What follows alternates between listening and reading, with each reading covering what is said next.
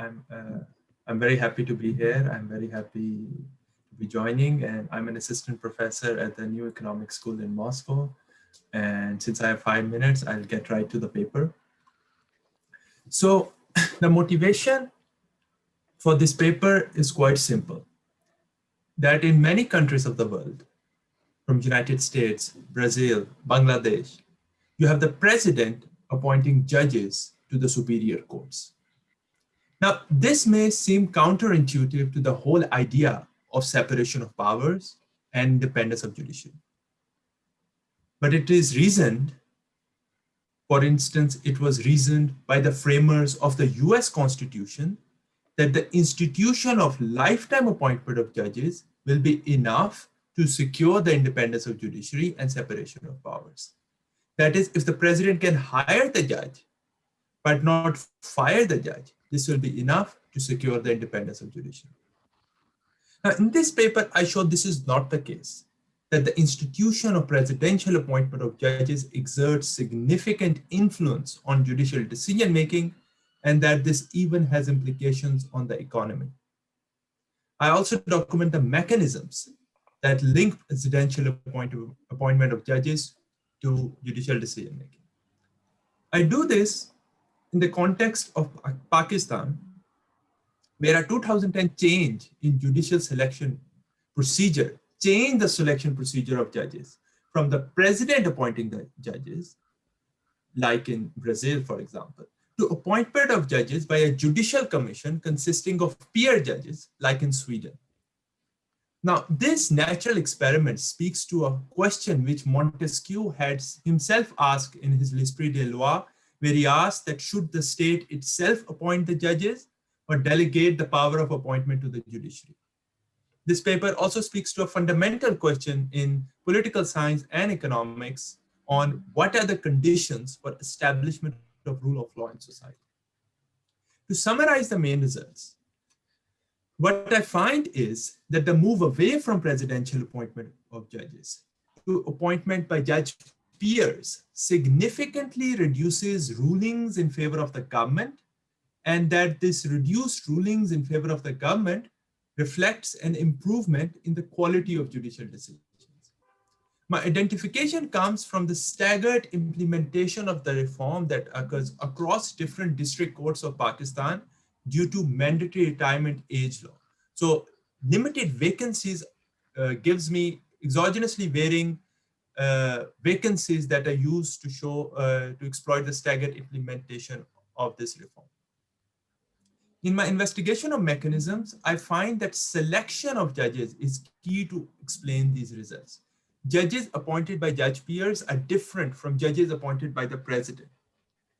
In particular, judges appointed by the judge peers are significantly less likely to be political than judges appointed by the president. For example, they're significantly less likely to participate in politics prior to the judicial appointments than judges appointed by the president.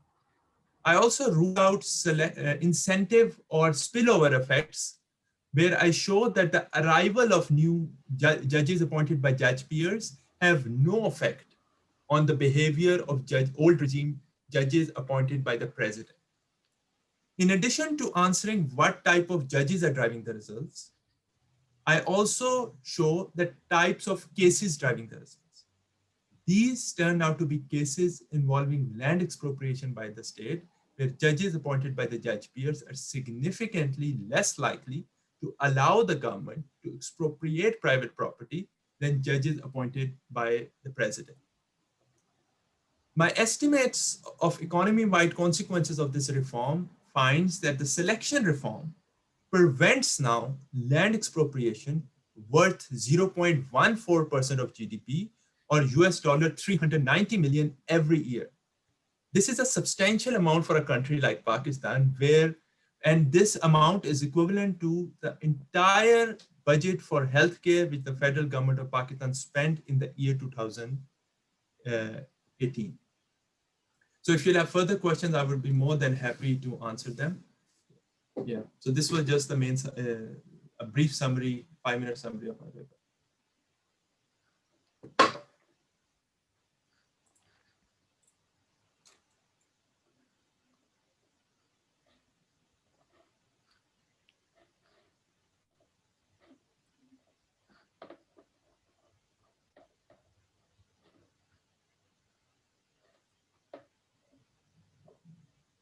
I think, Nicola, you can go.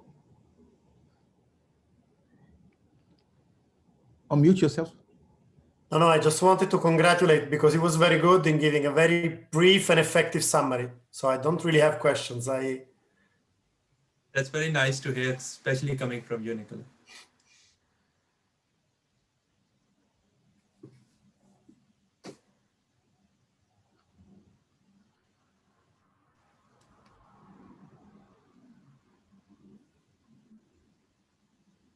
So, yeah, this is Leonard. Can you go back one slide, please? Yeah, sure. So could you maybe elaborate a little more on the rulings of Sure. land application? I want to know more. Yeah, so the key finding is that when judge peers are ruling, there are two main kinds of cases which are affected relative to judges appointed by the president. First ones are the eminent domain cases. These are cases where government wants to get land from the citizen. So I focus on all cases where the citizen is poised against the state and I see whether the state won or lost. And what I find is that when judge peers are ruling, the state is much less likely to win relative to when the judge is appointed by the president. So this is one key case which explains the results. How do you go from there to estimate its effect on GDP? Oh, okay, well, sure.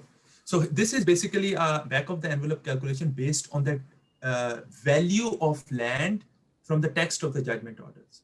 So we know the values of land which is expropriated from the text of the judgment order, and we do a back of the envelope calculation using the value and then we also know the total cases where these values of lands are calculated. So we average the total land expropriated in all the universe of cases, and that we use to and that amount we use to get the impact on GDP. I see.